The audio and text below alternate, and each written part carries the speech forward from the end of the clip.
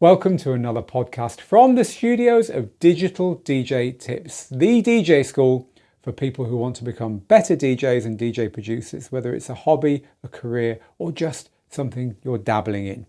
Now, the questions you're going to hear the answers to in today's podcast were all from our students, and the podcast was recorded in front of an audience of our students who give lots of useful extra info throughout, making this a all questions podcast with a very welcome twist. As ever, to remind you, this is 100% funded by those students. We are not in partnership with anyone. No one has paid for us to say anything you're going to hear on this podcast. We are completely independent. So therefore, should you like it, the very least you could do is give us a rating on your podcast platform, right? And if you think that this is something you'd like to get more involved in, then come and become a free member of the Digital DJ Tips community. Go to digitaldjtips.com, click join us, and as a thank you for doing so, we'll give you a copy of our best-selling book, Rock the Dance Floor, which is the 5-step guide to becoming a better DJ. Let's go.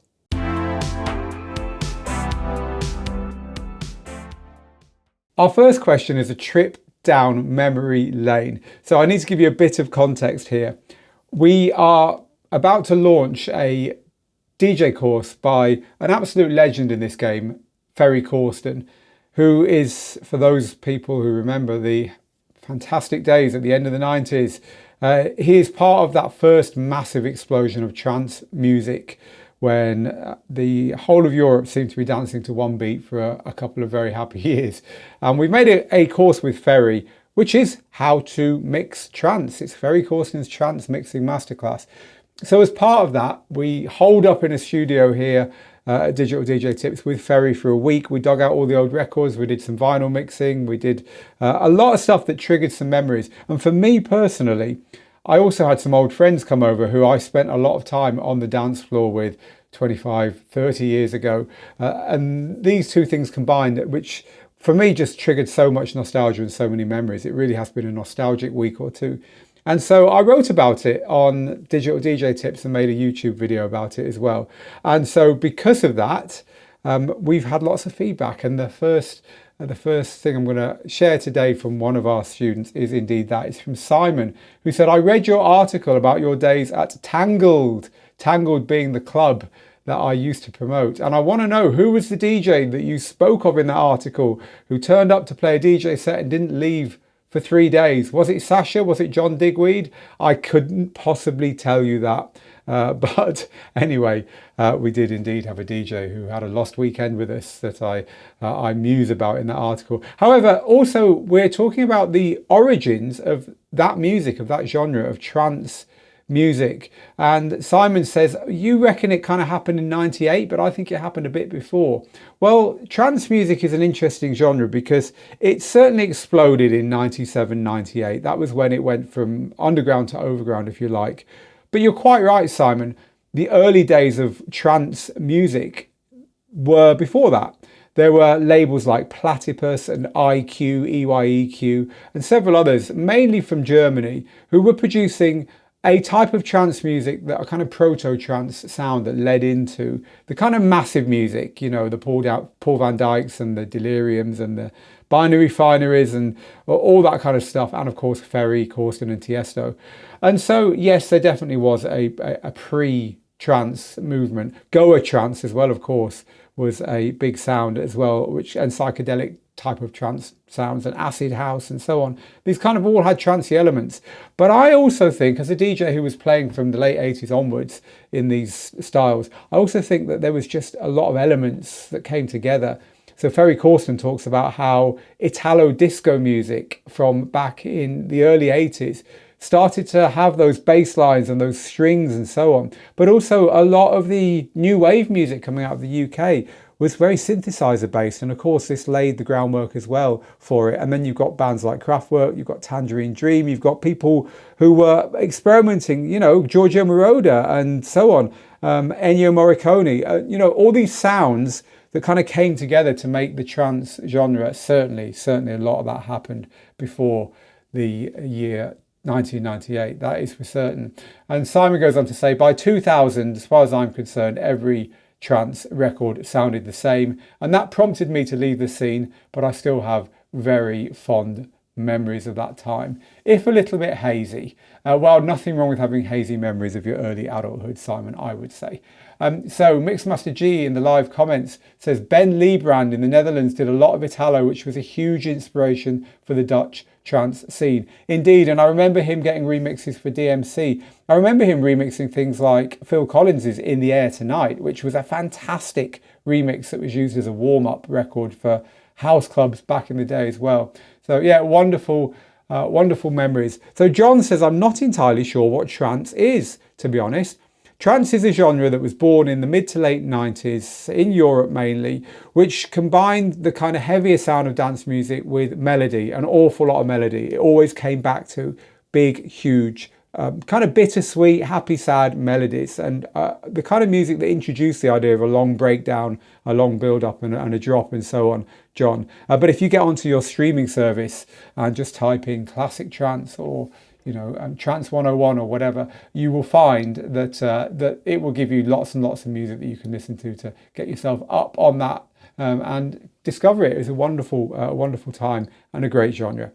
Okay, speaking of streaming services, our next live question comes from, I'm afraid I've cut your name off. I'm ever so sorry. I've cut your name off my clip of your question. However, our student says, I want to get off Spotify. I've had enough of Spotify. You wouldn't be the first. But I've built my playlist building process around it. And so far, I haven't been as impressed with suggestions in things like Tidal.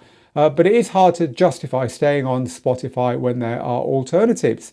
Have you found success with using anything other than Spotify? This is an interesting question, and it comes at a good time for a couple of reasons. The main reason would be that Beatport, which is the classic streaming service for DJs, is expanding its genres to cover mainstream music. So I need to give a bit of background here for those who are listening in casually to this DJ podcast and not really sure what exactly we're talking about. So in the past, and also now, DJs have always bought music. They've bought their own music, whether that was records or CDs or digital files back in the iPod days. You owned your music. Your music came with you to your gigs. You played your music from a laptop or a USB drive or whatever, but it was always yours. It was always a local version of that music that you owned. Now, we all know that everyone else in the world doesn't do it like that anymore. The vast majority of people just have Spotify, right? Or Apple Music maybe, etc. And so how does that affect the DJ world? Well, the DJ world tends to move quite slowly. It just does. However, the DJ world clearly is not going to bury its head in the sand for too long. And so a lot of DJ hardware and DJ software is now starting to build in these music subscription services. So you can build playlists, you can have favorites, you can have sets and so on. You can discover music and you can DJ with that music instantly on your DJ gear. So that kind of makes sense, right? It's not going to be for everyone. You need the internet, and DJs who have a level of professionality, shall we say, and who are being paid good money for their gigs, are always going to want to have music they can completely rely on and that they own as the backbone of their DJ sets. But hey, being able to play parties and discover music and so on using these services is great. And so the service that I think is really of interest right now is Beatport. So Beatport was always the go-to download store for electronic music, funnily enough, for the kind of trance genres, but also techno and house and so on. Anything electronic, anything that DJs mixed, Beatport assembled all those little labels that were making this music over the last couple of decades and put them all in one place, and you could buy the music. Well, they moved into then allowing you to stream the music into your DJ software and so on. Alpha Theta, Pioneer DJ's hardware lets you do that, and all DJ software lets you do that, alongside other services, including, funnily enough, Spotify. But Beatport is the big one for DJs for lots of reasons, which I'm not going to go into now. It's made for DJs. The problem is that for a lot of DJs, that catalogue isn't what they want. They want chart music, hip hop, dance, Latin, and so on. And so not having access to effectively mainstream music means Beatport isn't for everyone, but it is now and will become increasingly so. And the reason for that is that Beatport's company, its parent company, also owns a very, very different streaming service called Beat Source. And Beat Source is all that pop music. It's kind of like a DJ's version of Spotify or Apple Music. Maybe not as popular as Beatport, and certainly not as popular as Apple Music and Spotify. Like, it's a minnow compared to those, but it has the DJ at its heart. They have playlists for DJs, they have versions of tracks that are more useful for DJs and so on. So what Beatport has done, the parent company has said, you know what, having these two services seems a bit silly. And so they've folded the catalogue from Beat Source into Beatport, which is the bigger of the two. Now, currently they're running them concurrently. I would suggest that won't be the case for a long time, for too much longer. But that does mean that if you are a subscriber to that one individual streaming service for DJs, Beatport, you can now get pretty much everything any DJ would ever want to play in one streaming service. So what I would say to you and to anyone else who wants to get off Spotify or any of the other services, take a look at Beatport now, because Beatport now is kind of a no-brainer for serious DJs. Yes, it costs more than a bargain basement Tidal subscription or Spotify subscription or something, but you get a lot more for your money. They certainly are worth looking at. You know, all these services will give you a month's trial, so you can dive in there and have a look. But I think that's going to become the one to beat for DJs. I'm quite excited to try it out, actually. They're starting to incorporate these things now. I'm going to give it a few months before I go and have a proper look at it. We might cover it on Digital DJ Tips over on the website, do a video and written review of it as well. And so Mixmaster G, who is a app developer, indie app developer, and is with us live here, says, that's why I made an app that can recreate Spotify playlists with tracks you own and help you to buy the ones you don't. And so this is to solve the problem that clients and even DJs themselves might have Spotify playlists that they need to then, for professionality's sake, for the reliability of owning the music's sake, they might want to convert to their local music. So thanks for the reminder there, Mixmaster G, with us live as we record this. John says, I'm using streaming more for requests, so I don't have to subscribe to streaming services on top of what I've already got. Well, I didn't have to, but I felt I needed to. Look, streaming services are good. I know a lot of DJs who are increasingly starting to use them to drop more than just the odd request into their DJ sets. Thank you to our student, the Ruckus, who's confirmed that actually Beatport has had this catalogue of pop music and hip hop and Latin and all the other mainstream genres for over a month now. So that's great for users of that service, and it certainly makes it more welcoming to people who haven't tried it yet, I would say.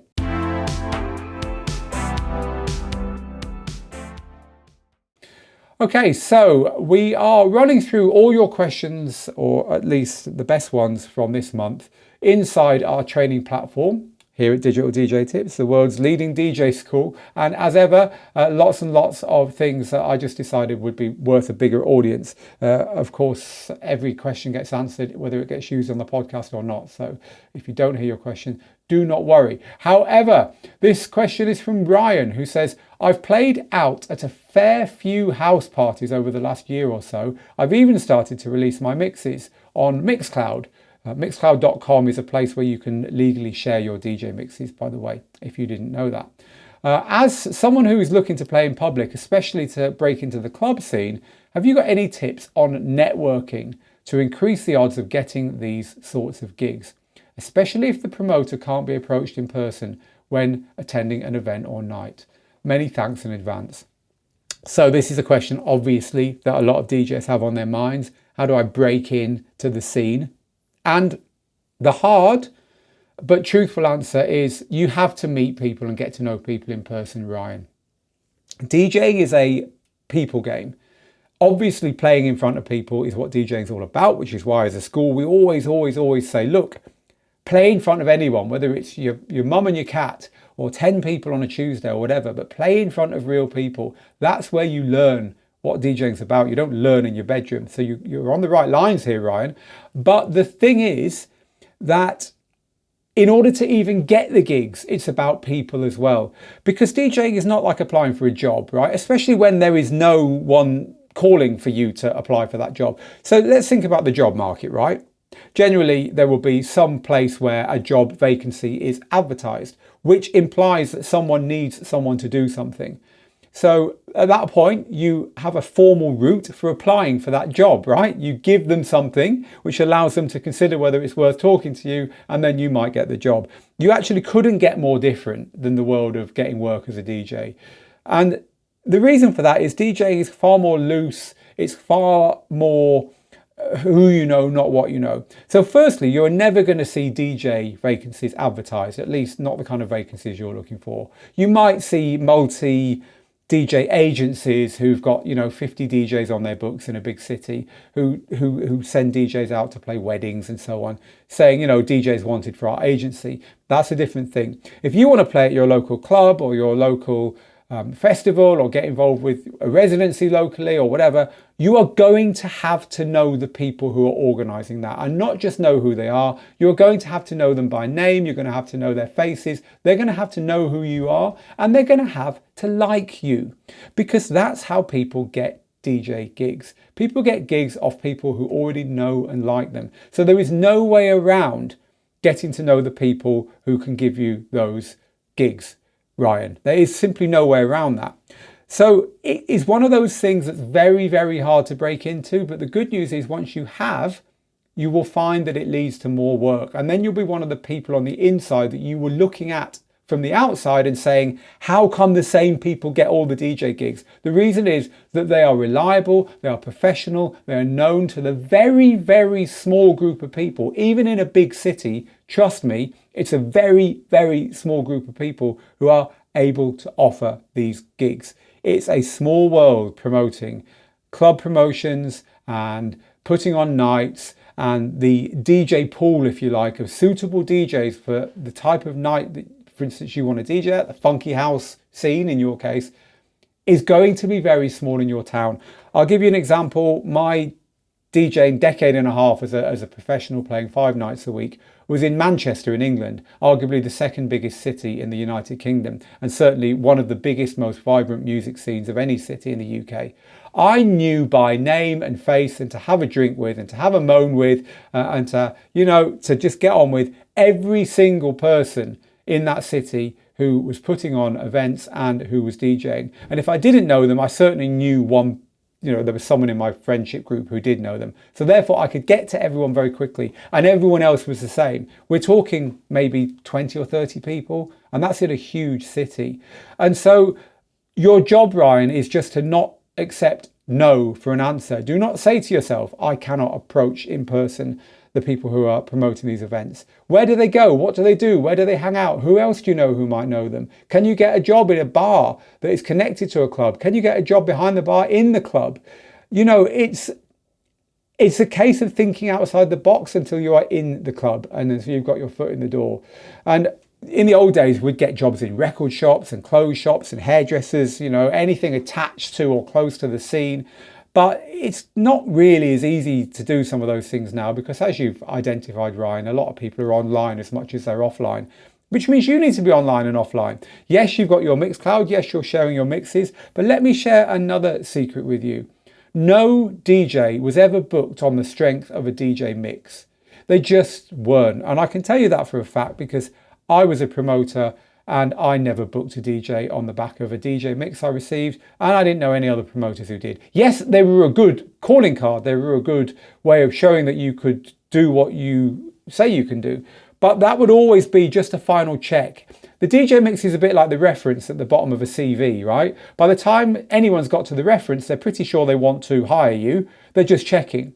So the final thing you might do before you finally pull the trigger on asking a DJ to play with you is listen to the mix they gave you the link to or whatever. By that point, you know they're reliable, you know their face, you know their name, you've probably seen them DJing somewhere else. A couple of people have told you that they're a good DJ and that you should definitely book them. And so those are the things you need to concentrate on. It doesn't mean you shouldn't make DJ mixes. There's all kinds of reasons for making DJ mixes. You can make DJ mixes to document your own journey, for your own use, just to have a body of work so that when fans want to listen to something, they've got something to listen to. You can use them to get people to sign up to your website or your mailing list or whatever, but they ain't going to get you gigs. And so my advice is just don't take no for an answer. Don't get in the way of yourself, Ryan, and get out there and get to know these people. It's not going to take you a day or a week or a month. It might take you a year or two. But look, you're going out to clubs you love, to hear music you love, right? So it's hardly an imposition if you're the right person for the job.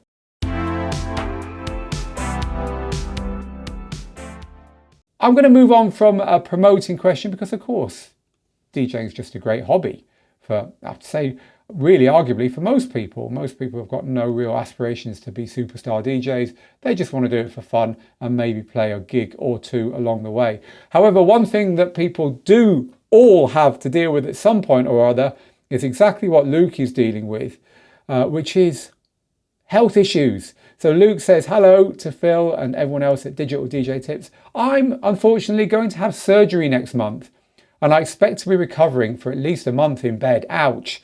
I own a tiny DJ controller and I do plan to take it with me and practice in bed, health permitting. Good on you, Luke. Could you offer any other tips for someone who's recovering from surgery and still wants to continue practicing? And thanks for your terrific classes, especially the 2 DJ Jazzy Jeff classes, which I'm still learning from. I'm glad you're enjoying the DJ Jazzy Jeff courses, Luke. Right. Well, firstly, Luke, I hope the surgery goes well and I hope you get well soon. The good part about this is that DJing is much more than just mixing. So yes, if you are lucky enough to be able to sit up in bed for long enough to get your DJ gear working and to have a little practice mix, then that's absolutely great. But as we teach here at the school, DJing is about 5 big areas, not just mixing, which is the 3rd area. It's about the geeky stuff, the gear. Like, you've got to understand everything about DJ gear in order to be a DJ. Quite often, for no reason other than you might turn up to DJ at a venue, a bar or something, and the person who booked you or the person who knows about the gear isn't there. There's some bar person there who's only been in the job 3 weeks, and they're going to expect you to know how to set up, right? So if you don't know all the geeky stuff, then you're going to be stuck before you've even started. Music is our second, and this is the one I'm going to major on for you, so I'll come back to it. Then, of course, there's mixing. So, hey, you're taking a little DJ controller with you. Then there's performing, unfortunately, unless you're very bold and you're prepared to set up a live streaming kind of setup in your hospital bed. Hey, that could be an angle, right? Then maybe performing isn't going to be right. But actually, thinking about it, that could be fun. Do a live stream from your hospital bed. You might win some fans that way. But our 5th of our steps is what we call success. And success could be done from your hospital bed, because once you've learned to DJ, once you've done everything, I'm going to come back to music in a second. There's so many ways you can take this. So I've already just mentioned one, live streaming, there's podcasting, there's making mixtapes for yourself, there's learning to produce music, there's DJing out, there's getting guest slots, there's all kind of making mixtapes, there's all kinds of things you could do. And so you could be kind of researching those, you could be reading our articles and watching our videos about where to take your DJing when you get better and when you get out of bed. So look, there is stuff to do that is not mixing, that's what I'm saying. And of course, you'll know as a student of our school that you have a copy of our Rock the Dance Floor book, complimentary for being a course owner here. But if you are a listener to this podcast that hasn't got a copy of our Rock the Dance Floor book, which is the #1 book on Amazon on how to DJ, you can get a copy for free. You don't have to go and buy it. It is there as an audiobook and a Kindle book. It's in all good bookstores as well. But you can get it by going to digitaldjtips.com and clicking join, and then we'll give you a copy of our book just as a thank you for being a member of our school, and you don't need to pay anything to join Digital DJ Tips. Right, Luke, back to you. The big thing I think you should be doing in your hospital bed, and by the way, this doesn't only go for ill people, this goes for anyone who for some reason can't or doesn't feel like mixing. We often get DJs saying, do you know what, I'm just not in the mood, I just seem to have lost my mojo when it comes to mixing and techniques and skills and tricks and transitions, and what can I be doing with my time or to get myself back into it? So I give the same answer to them. What you've given yourself here, Luke, is a almost privileged position, if you could call a hospitalization a privilege, where you can listen to more music than ever. Because the thing with DJs is they are expected to know more music than the average person. In other words, you don't want to be DJing to a dance floor that listens to more music and knows more about music than you. So use this opportunity to, funnily enough, get on your streaming service, start listening to music. So the way we teach building a great music library here at the school, we teach it like a pyramid. Imagine a pyramid that's divided into sections. So at the very bottom is all the world's music, right? Which is the widest, biggest section. And then there's all the music you've heard as the next section above that, right? So now is your chance to hear more music than ever. Get your streaming service powered up and just listen to music. Listen to genres you wouldn't normally listen to. Listen to curated playlists. Listen to old stuff, new stuff, but just listen to music. The next segment up in our playlist pyramid is the music you shortlisted. In other words, if something's of interest to you, you just think, oh, that sounds good. Or, oh, I didn't like that, but somehow I want to hear it again. Or that made me angry, or that made me happy, or oh, what kind of genre is this? Or whatever. Indeed, you know, oh, I could really DJ with this when I feel well again. You should be making a note of it. And normally in a streaming service, it's just favoriting it, right? Make it a favorite, and now you can get back to your favorites to hear it again. That's shortlisting. And then the next segment is the music that you buy or you actually add to your DJ software, right? So at this point you've decided, yes, I definitely want to DJ with this, right? So the segments are getting quite small now. And the final two are the set that you've planned to DJ with and the music you actually play in your DJ set, which we're not interested with here. What I want you to concentrate on, Luke, is listening to music, more music than ever, and shortlisting some of that stuff. Just saying, yep, I'm quite interested in that. I quite like that. Oh, that song really annoyed me. I'm not sure why. You know, whatever. Just click star or whatever. Buy those tracks, and then you'll build a whole body of music that you can listen to again at some point and decide what you want to add to your DJ collection when you're well again. And there you've got a whole load of new music to start mixing with. That is what I would do. One of our students says, wow, hasn't the second edition of your book been out for 2 years already? Time keeps on slipping, as a famous group once sang. Yeah, indeed, that is a great song. Time keeps on slipping. Apologies for my singing, by the way. Oh, what a record. Who was that by? Who was Time Keeps On Slipping by? Was it who was it by? Doobie Brothers? I can't remember. Someone will tell me. Of course you'll tell me. Right, okay. So, well, Luke, I'll pass this on from everyone here at Digital DJ Tips.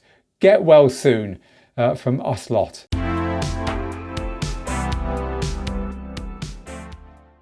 A few of you talking about what we were talking about earlier around DJ mixes and about DJ mixes getting you gigs or not.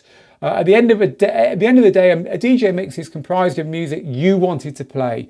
There's no crowd gauging, whereas in person you've got to read the crowd and so on. Yes, of course, and that's why promoters know that, and they want to see you play live because that's DJing. A DJ mix is kind of DJing, but not quite.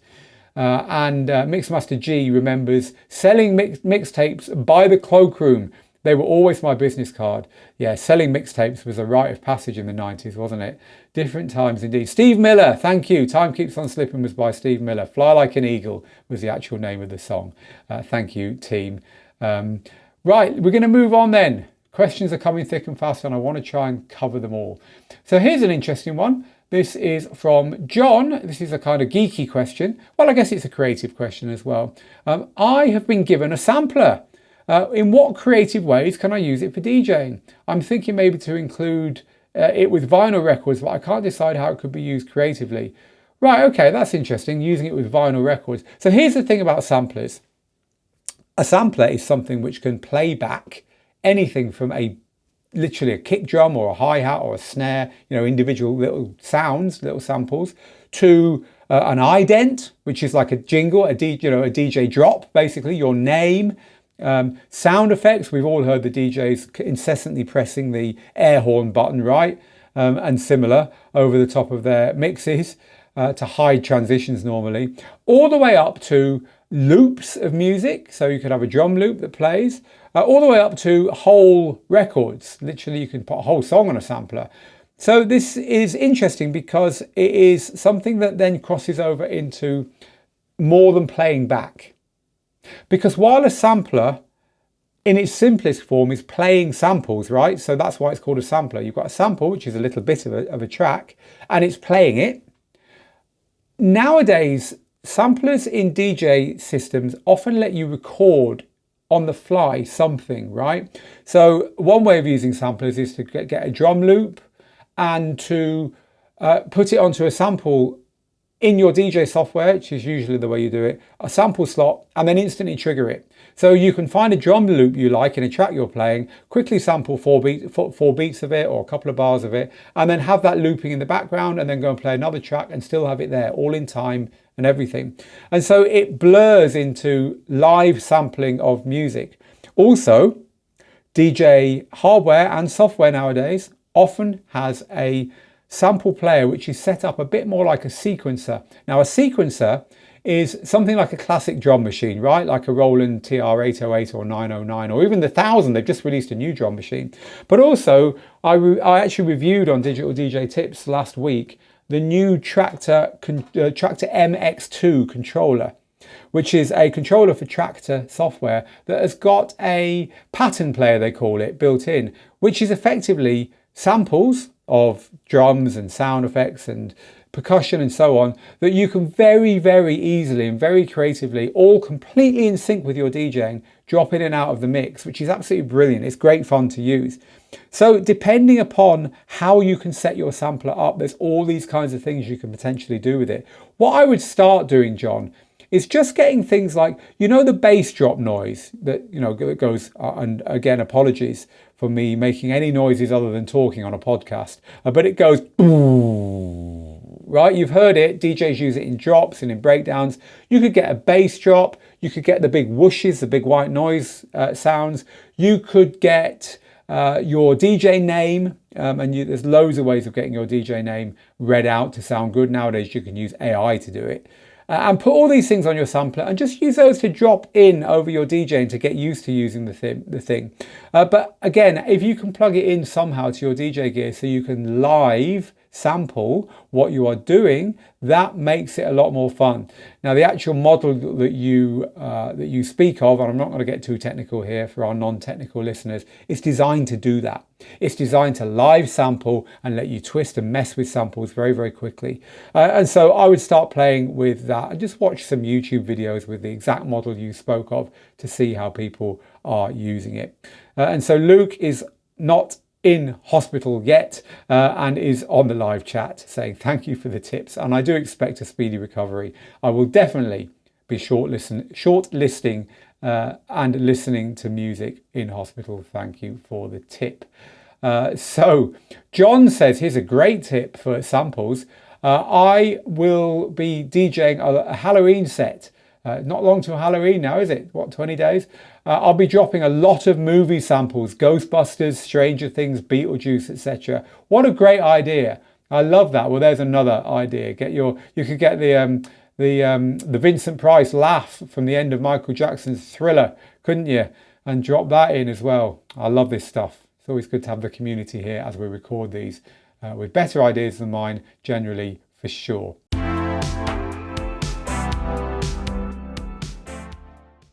Okay, here is a question from Nicola. Hello, Nicola, who says, I'm looking at different options for upgrading my DJ controller.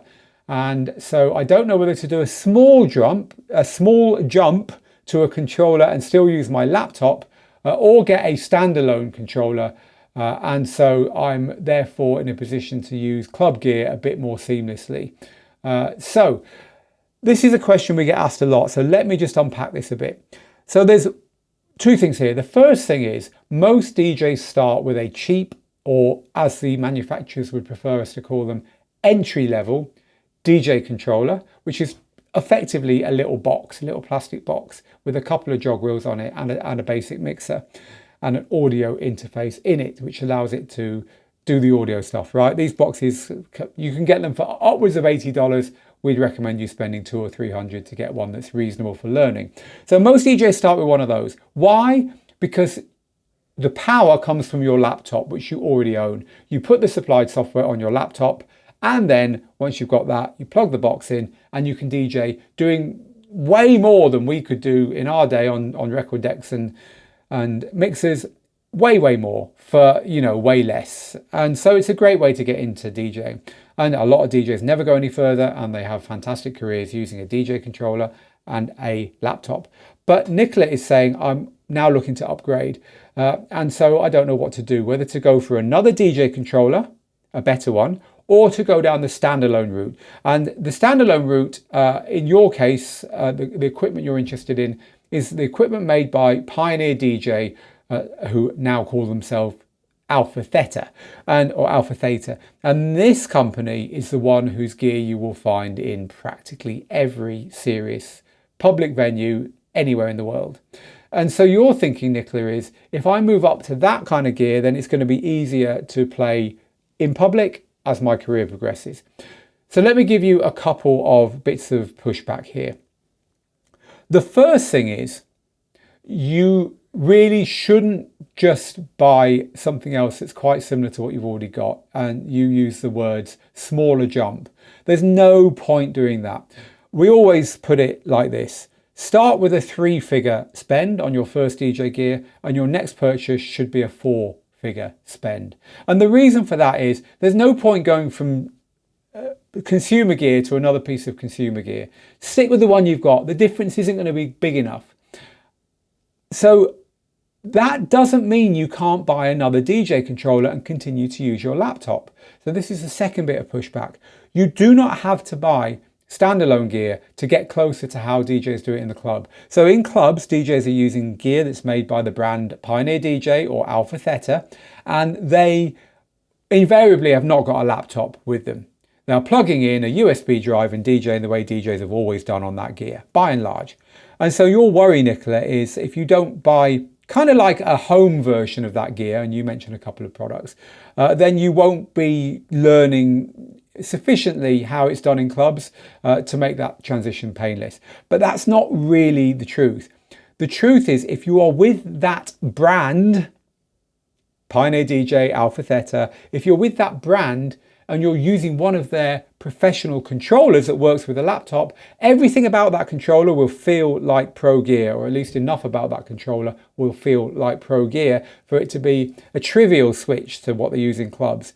And all your music preparation, all your library preparation, all the work you do on your library will be exactly the same for all gear from that brand, because whether you're using a DJ controller and a laptop, or whether you're using their professional gear and their standalone gear that doesn't need a laptop, it's the same.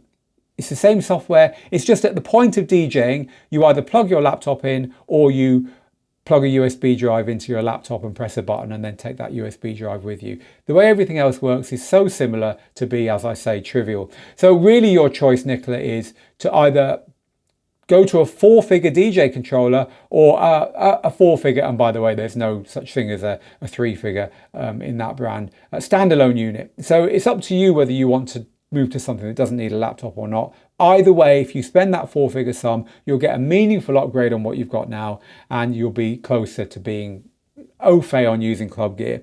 Really, the truth is, if you're listening to this and thinking, you know what, I don't want to do either of those things yet, then stick with the gear you've got, because as I said at the very beginning, it is unlikely that you will get limited by your gear when it comes to the DJ skills you learn, because the very best DJs in the world use gear for a decade or more that could do far, far less than even the cheapest phone app with you know, for DJing nowadays.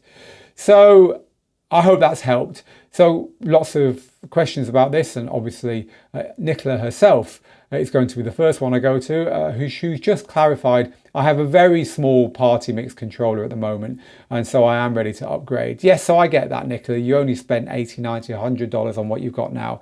I would say, unfortunately, the choices at the mid-range are pretty non-existent nowadays. What DJ gear manufacturers have realized is that people tend to go from the basic consumer controllers up to stuff that costs $1,000 or more. So Nicola, honestly, I would save and buy yourself a DDJ Flex 10 when the time is right. You might actually decide that it's worth upgrading because your controller is so small and so entry level to the next stepping stone, which would normally be what we would recommend DJs start with, which in your case would be a DDJ Flex 4 from Alpha Theta, which will give you so much more than the one you've got now. I'm sure you would love it. So thank you very much for that question, and it's always one that people struggle with. We see too many DJs just buying, something for 300 or 400 or 500 and then upgrading to something for 600 or 700. In the end, they've spent a couple of grand when really they could have done that in 2 steps, spending 200 or 300 on the first one and 1800 on the second, and would have got much more benefit from doing it that way. So our final question is from Joe. It's another technical question. You're a very technical bunch this week. This is about live streaming DJ sets on Twitch. Live streaming on Twitch is a big thing. It has not gone away since lockdown when everyone was doing it, as Joe has realized. And so Joe wants to know, rather than just having herself and her gear on the live stream, on the video side of it, how she can get the waveforms from her DJ software onto it as well. And so this is a cool question because it can be a lot of fun to do that. But how you do it depends upon how you set up your live streaming. So if you are using the same laptop to DJ from, assuming you're a laptop DJ with a controller, right? So you've got your DJ software running on the same laptop that you have also got your broadcast software on, and everyone uses a piece of software called Open Broadcast software, then it's possible pretty easily to set this up, because you tell Open Broadcast software to take as a second video feed, as well as the video from your camera that you've got plugged into that laptop. You tell it to take a second feed of the screen. And there's loads of little utilities that can do that. It maybe can even do it directly out of the box. I can't remember, but very, very simple to do that. Once you've done that, you can adjust the part of the screen that you want to show. It's called partial screen capture.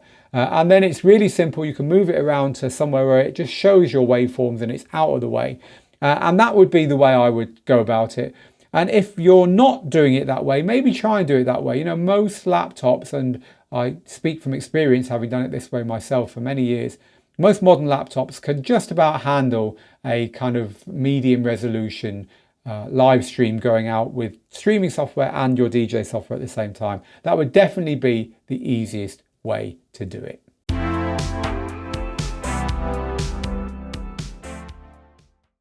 And that's where we're going to leave it today. Look, thank you so much to all our students for the questions, and also for making my answers all the better and sharing thoughts throughout that podcast. If you enjoyed this, again, then head to digitaldjtips.com and check out our DJ courses, and also subscribe if you're not already a member. You'll get a free copy of our book on DJing just for doing so. But meanwhile, from me, Phil, here in the Digital DJ Tips studio, all that's left to say is get good, get out there, make the moments, and I'll see you on the next episode.